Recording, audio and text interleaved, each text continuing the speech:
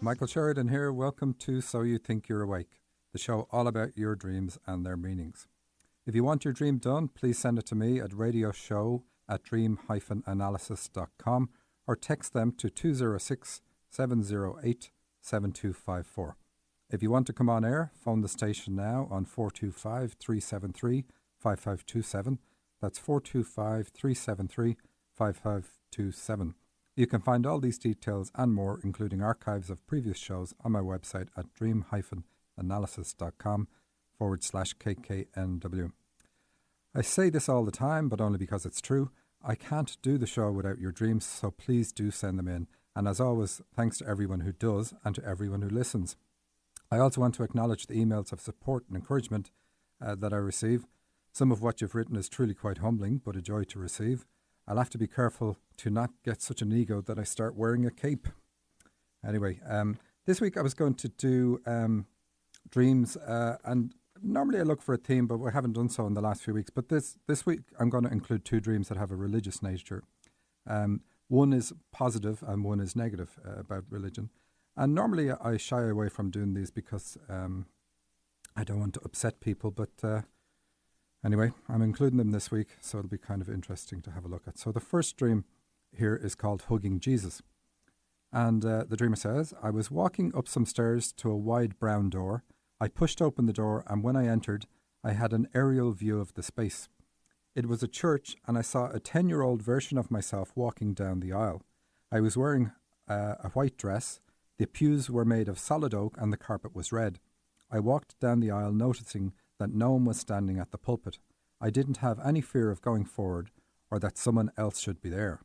I walked up the 2 stairs and stood at the pulpit looking out at the nave. No one was sitting in the pews.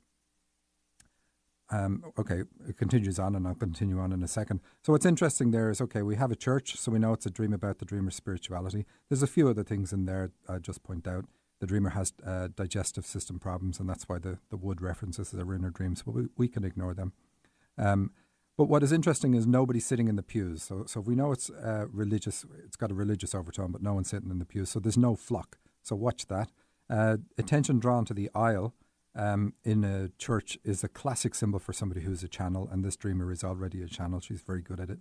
And she's walking up 2 stairs. Stairs 2 in a dream is just so common in dreams for people who are channels because it's one of the unique abilities that requires male and female energy working in harmony for it to work well. And she's at the pulpit, so that says she's a spiritual leader.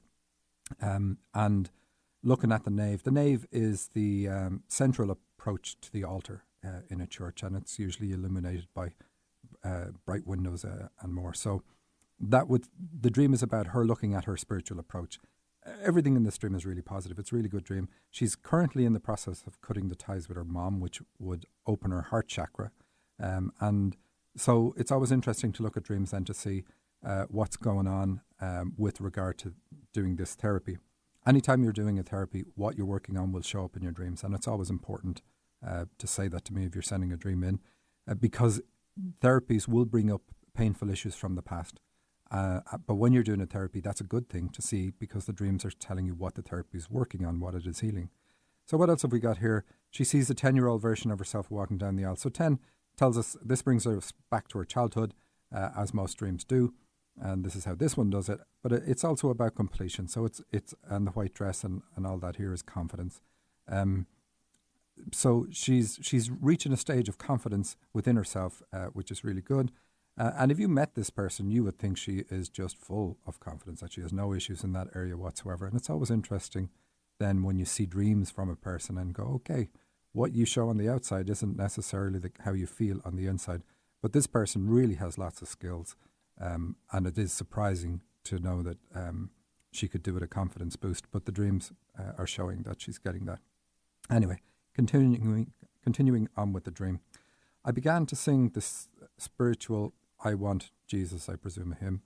And after a few phrases, Jesus came walking down the aisle. He was wearing a white tunic, so we have the white again. She had the white dress earlier, and white again in this context represents enlightenment and confidence because it's worn by a guide. Normally I would say white is about being overly critical and judgmental in nature.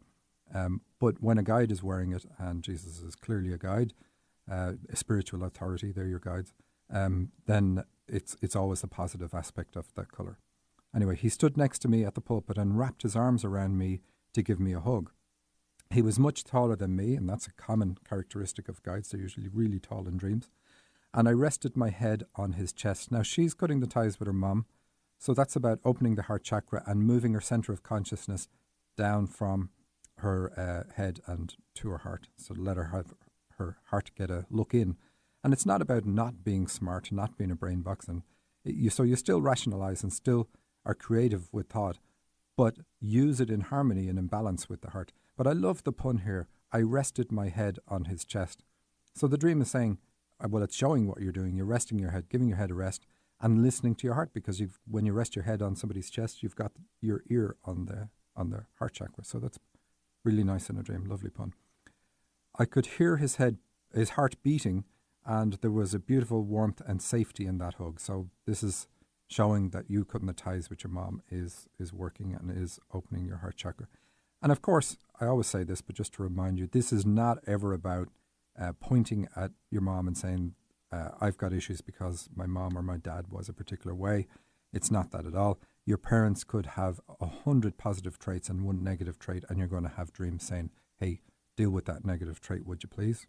So it doesn't give us any insights into the parents. Quite often it doesn't. We stood there for a bit, just holding each other. He kissed the top of my head, and because we have the channeling, this is the crown chakra opening in a balanced way, which is really nice. At that moment, a flock of seagulls, so we have the flock coming back in, but they came in flying over the nave. I saw them in the same area of view that I had when I entered the church.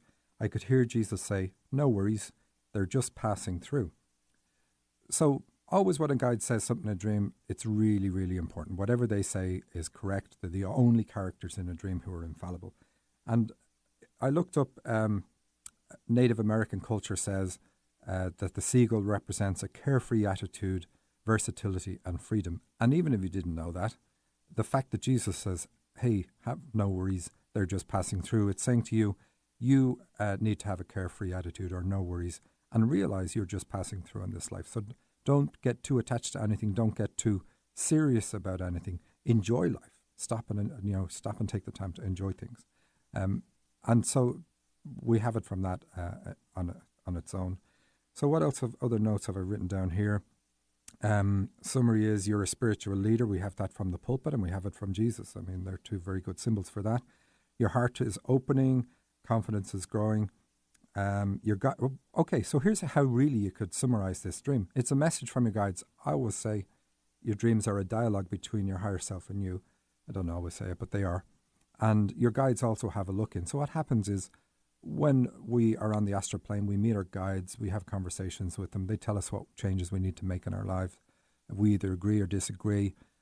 Usually we agree on the spirit plane. But then when we are back in our bodies, we can decide, hey, it's not so easy from this perspective, or indeed quite often lose the higher perspective because we're not on that plane, operating on that plane. And so we have a dream that tries to say to us the same message as we had been given from our guides. So here the message is saying, just to put it another way, but you could look at all dreams this way, your guides, so it's not, don't read it as a dream, read it as your guides saying this. They're very happy with you and they're expressing their love for you in that dream. And they're reminding you that they're always by you, because that's exactly what happens in the dream. You say he's standing by you. Okay. So let's, before I do the next religious dream, okay, so that dream had a religious overtone. We had the church, we had everything like that. Okay, the no flock, I said, watch that, and then I said nothing about it. It's saying your perspective, because the nave is about your spiritual approach. Your perspective is unique. Don't follow the flock. Don't go with the flock. And that's why the flock just passed through in the dream. Let people have their own normal perspective on religion and spirituality, but you, I say normal meaning the flock mentality, but you're to go with your own. You're smart enough to do that and know what way you're meant to do it. But to realize that by not following others, it's not you missing something. You're not missing a perspective. That's the way you're meant to do it. I hope I've explained that properly. Anyway, that dream showed religious symbols, all used in a very positive context. And before I do the next dream, which is negative, I'm just going to cover a note I got from Jill. It's not actually, well, it's kind of a dream, but not a dream at the same time, but fits with the last one. She says, the first few nights being back at home while sleeping in my own bed, I felt I was with a whole bunch of people. When I awoke, they all went into their invisible places again, i.e. in between the walls, etc. It was quite spiritual. I had that same dream several nights in a row. And I put this after the previous dream, even though I got this some time ago, because we all have invisible helpers. We all have guides. And Jill, what she's doing is carrying the memory of encounters on the astral plane, carrying that memory back into her conscious mind. So they do disappear beyond the physical, but they're still always with us all the time. And with practice, she can see them in waking life, and maybe even does see them in waking life. It doesn't take long, too much practice to do it, indeed. Okay, so another dream. I see my sister standing by a square hole in the floor. So if I was to, let's continue on before I start the analysis. She is putting a young boy around 10 or so into the hole. I try to stop her, but she's too fast. I look into the hole and I see it seems to be an endless shaft, but I see the boy is in a small indentation at the top of the shaft, almost within arm's reach, but I can't quite reach him. So I lower my sister into the hole by holding onto a veil that seems to be attached to her in some fashion. I yell to reach for the boy, but she won't. The veil rips a little, and I tell her if she doesn't get him, I'm letting her fall. She finally reaches into the hole where the boy is, but brings up a bag full of biscuits or buns. Then I notice the boy is out of the hole already. Somehow he got out all by himself. Then I wake up. Okay, so how does this dream indicate anything religious? Well, it's about the dreamer herself is an ex-Mormon, and looking at the dream, it's about religion, her inner conflict from being in that religion. And the Mormons have a ceremony where the veil is super important, and that's why holding onto the veil in this context, in this dream, for this dreamer, means this, that she's having difficulty letting go of the religious training that she's had. And even in the dream, she's holding on to her sister and saying, get this boy up or I'm going to let you fall. It would have been good if she let go of the veil. Seems like a catastrophic thing to do, but remember, it's a dream. It represents you holding on to the religious aspects that you're trying to overcome. What's interesting too in this dream is at the start, you say, so it's showing family influences here because it's your sister. And you're standing by a square hole in the floor. Well, a square is enough to say this is something that's limiting, but a hole in the floor, if you were to say, I've fallen into a hole, or even just figuratively, we know what it's saying about where you are in life right now. It's not a good space. And she's putting in, and you try to stop her, but she's too fast. So this is saying that this almost didn't happen to you. This depression or whatever that's come over you almost didn't happen. You almost got past this. But anyway, that's where you are now, and you're trying to recover yourself from it. But what's interesting is to get this boy back. So the boy represents your male side, your own. So male energy has to do with belief in ourselves, confidence, the ability to operate in the outside world, literally feeling worthy of the space you occupy. That's male energy. And so you're trying to get this back from yourself. You lost it around the age 10, which is why the 10-year-old boy is in the dream. And literally in the dream, you're trying to heal this lost connection. And at the end of the dream, you do indeed, because he's out of the hole. Now, you're everything in the dream. So it's saying, look, you're going to get out of this hole, and you're going to get out of this hole on your own. That might make it seem to drag on a bit more because it would be great to get help from somebody else probably. But the dream shows that this is probably something you're going to have to do on your own, because what you're doing is healing the negative impacts in your life from the age 10 that caused you to lose confidence or diminish your own inner confidence. And the attachment to religion, because you're holding on to this veil and you use the words, it's attached to her in a fashion. This is what you need to eliminate and let go of. And that's it. When you pull your sister up, she's holding a bag of biscuits or buns, and I'm going to assume these are circular. So that's going to be to do with ideals that are held. Anything circular can be an ideal. So ideals that are held by people connected with the veil. are limiting to you. So what else to say? I always find it interesting when you think about the Mormon religion. I mean, so much is known about the start of it and the founder and his time in jail and dying on the run from the FBI and everything, and yet it's still a strong religion. And that's one of the reasons I didn't want to cover that one, but my own guide said to do. But then I thought, well, maybe there's not many Mormons listen to this show. But, it's not religion that spirituality doesn't ever pick on a religion unless it's something that's holding you back. And in this case, it's holding the dreamer back. So that's where that's why she's having that dream. So moving on, we have a dream from somebody. I almost said the name, but I'm trying to keep people anonymous these days. She says, "It was the middle of the night and I heard someone walking up the stairs of my back deck. I saw 3 people stealing all the food out of my freezer and refrigerator. They were packed because I just had gone to Costco. I confronted them and called the police. They took off with the food anyway. I had to go into town to meet the police but couldn't find a parking place. While I was trying to park, another car hit mine and drove away. I finally got to the police who had let the robbers go.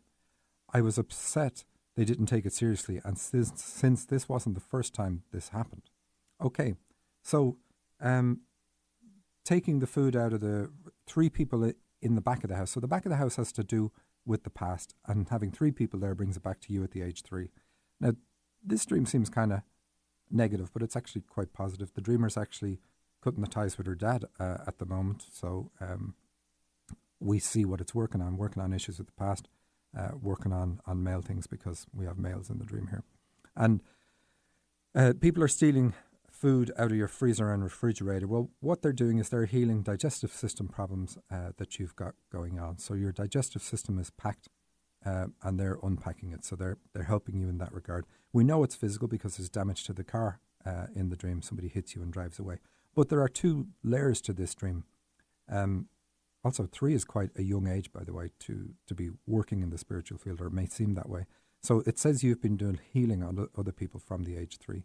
And that's like serving food in a dream is a healing device. So you're serving it, but people are stealing it. So it's saying you're doing it, but you're doing it under your own radar. So you probably weren't aware until recently that you had these abilities and that you were actually using a spiritual ability, even though at times it may not have felt that way to you. What are the guides saying to you? They're saying they let the robbers go. They're saying asking you to let go of the past and not focus on that. And I know from knowing some of your past, some of the horrific things, that I'm glad I didn't have to go through. So what other notes do I have in this dream? It's nighttime indicates that you're uncertain about where you're going. And that's because at night there's no light, you can't see clearly. But that's okay. When we see it in a dream and we know you're cutting the ties, that's telling you that this is the fact that you can't see where you're going is what's going to be fixed by you cutting the ties. And in fact, I do believe you sent an email saying it seems like all the lights are coming on now for you, and that's really good. So digestive system trouble is being healed, which we also expect, because cutting the ties with dad works on male energy, and the digestive system is affected by the flow of male energy in the body. And like I said earlier, we expect to have dreams like this while we're going through a therapy, because when it's effective, when a therapy is effective, and it doesn't have to be cutting the ties, but when it's effective, it will bring the past up, but it'll bring it up with a purpose of eliminating the issue, so you're no longer affected negatively by those things. Therapies that aren't effective may bring things up, but they just sort of bring it up for you to look at again and have the trauma again. Anyway, we know it is about physical because of the damage to the car, but that's also about your karma. It shows that life is karmic. Your life has been. You've been knocked around, just like in the dream here, and you say it hasn't, like somebody hits your car and drives away, and then the police don't do anything about it.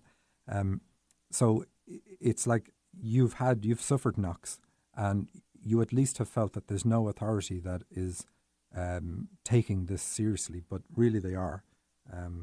The police in the dreams are your guides. They're the ultimate authority, and they show you that what you need to do is let this go. And I have one other comment. We have another dream from the same dreamer, and I have some comments on that too. Very short. I was riding in the back seat of Oprah's car with Oprah. I accidentally stepped on her toes and really hurt her. I apologized and asked, what can I do to make it better? We got out of the car, sat on a bench, and I gave her a foot massage. I noticed how soft her feet were. Then I realized it was her servant girl. I noted how obedient she was. Oprah said, yes, she does everything I say. Okay, so that's the whole dream. Oprah represents spiritual leadership, so we've had her a few times, I believe, before. So it says that the dreamer is a spiritual leader, but she's somewhat fearful about using her ability, or at least has been. So the dream is encouraging her to do it. Somebody has stepped on your toes in the past, and we know that from previous dream. And so that's showing up in your dream, and you've been hurt by this. Now, you're the one doing it to someone else in the dream, but that's okay. It's all about how you've been hurt and how somebody has stepped on your toes. But you're apologizing in the dream and asking, what can you do to make it better? And this is what we do in dreams. We reach back to ourselves at a younger age, and we give the healing that we need to ourselves in our dreams symbolically. So it's really good when you see it in a dream. So it's saying whatever you're doing now is healing your childhood, healing the sense of there's no authority that's really stepping in here that should step in. Okay, so it says, what happened as a result of you being hurt? You got out of the car and you sat on a bench. Now, a bench, judges sit on a bench, so it says that you're overly critical, probably of others, but mostly of yourself. It's, when we're critical of others, it's because we hold ourselves up to such a high standard that usually we can't achieve our own high standard, and that makes us very critical of ourselves. So if you were to take up painting, for instance, and you didn't paint like a Renaissance painter on your first attempt, you would be extremely disappointed and beat yourself up over that. It's that type of crazy critical that you're not giving yourself a chance. So the dream says go easy on yourself, be softer, which is what you do. You give the foot massage and you notice how soft her feet are. So it's asking you to go softer on yourself on how you move forward in your life. And what else have we got there? You're here to serve. That's what a spiritual leader is. And listen to your guides. Now, you can listen to your guides, but the dream, if you do, it's going to bring you such joy and wonder to your life that because of the way you were affected in the past, it's understandable how you could say, okay, why should I listen to any authority? But the dream is saying, look, it's important that you do what your guides say, even though Oprah says that, like she says, the servant does everything I say. So she's asking you to do what she says because she's going to bring you to the right place, or more accurately, your guides are going to bring you to the right place. Also, what's interesting is you realized it was a servant girl. So it's you didn't realize your own level. And so you're trying to get in touch with your spiritual leadership, which is Oprah, but then instead you're giving the foot massage to the servant. So it's all about you realizing your level and realizing that you are symbolically Oprah in the dream and not the servant. But it's all positive, all very good. Very nice dream. Okay, another dream from Katie. She says, and this is an old dream, so it's usually not important to look at old dreams, but this is kind of interesting. So we'll do it here. I was standing in the middle of a ploughed field when a being that looked like a man, but with a dark, pale skin colour, almost purple, and he had jagged teeth like a wolf, stood in front of me and told me it is my turn to repay the people for what they have done to me. And in brackets, just to describe reality, she says, meaning my ex-husband and his family for taking my baby away and causing me so much sorrow, grief and financial burden, especially after regaining custody of him. Okay, so the ploughed field, it's all about the reproductive cycle because, that's what farmers do. They plough a field, plant crops, wait for them to mature, harvest them and start over again. So it's all about a cycle, and here it's amazing how creative dreams are. It's about child rearing and that cycle, as well as the karmic cycle. And karma is a cycle. It's things happen to us. How we react to a karmic event when it happens to us in our lives is what determines the next event that's going to happen in our life. So when a karmic event happens, when really negative things happen to you in your life, it's that event, your actions when that event happens determine whether you're going to attract more of the same into your life. So if you've learned nothing, if you become vindictive, if you try to get people back for how you've been affected, then you're setting it up that you need this in your life again because you need to grow and you need the opportunity to grow through these things. Now, this is an old dream, so this is not saying this about you today, so that's why it's easier to talk about. And the teeth in a dream, teeth represent child rearing in dreams, because animals carry their young around with their teeth, and if they lose their teeth, which is typically what happens in a dream, they have difficulty then raising their young and protecting them. So we've got two symbols here for child rearing, and that's exactly what your big issue is, so it's really cool to see that overlap. In my mind, I was contemplating, you say, continuing the dream, that I should make a wise decision, because opportunities don't come around like this very often. I think in my mind how I'd like to punish them and repay them for what they've done to me. So this is karma again. Then I begin to think of how repaying them back for the hurt they caused with the same exact measure they gave me would only continue a vicious cycle of hatred and pain. And you're absolutely correct. So great insight in that dream. And that means there was something going on in your life, something in reality that woke you up, that was really good for you to get this dream and say, okay, let's put this to bed. Instead of repaying like for like, I decided that I would repay them by making it to where they could never hurt anyone or do evil again, and everything they do from here on out would only be for the good of others. Then after my thought ended, the being began to move in a strange motion where I could see wings moving as if there was almost 6 wings moving together. The entire dance-like motion was beautiful and awe-inspiring. Then he stopped, opened his hands and said to me, "You've made a wise decision," and presented to me a corn seed and a pea seed, which is what the being decided will become of the people that hurt me. I decided to use the seeds to feed the starving, hungry children of the world and planted them in the field to grow. Now that's an excellent end to a dream. And so what she's done is she's taken the pain and suffering that she's endured, reached a moment of insight and said, okay, I am going to use my pain to be the germination of something positive that's going to help other people grow. And that's exactly what you want to see in the dream. And we're all standing in plowed fields, really. It's our thoughts and actions determines what we grow in our lives. So it's worth thinking, especially when you have this winged creature in your dream, it's worth thinking that we create our reality by how we think and what we send out to the universe. So that's it for this week. I had a lot more dreams to do, but we have to stop there. Thanks very much for listening. And as always, keep sending your dreams.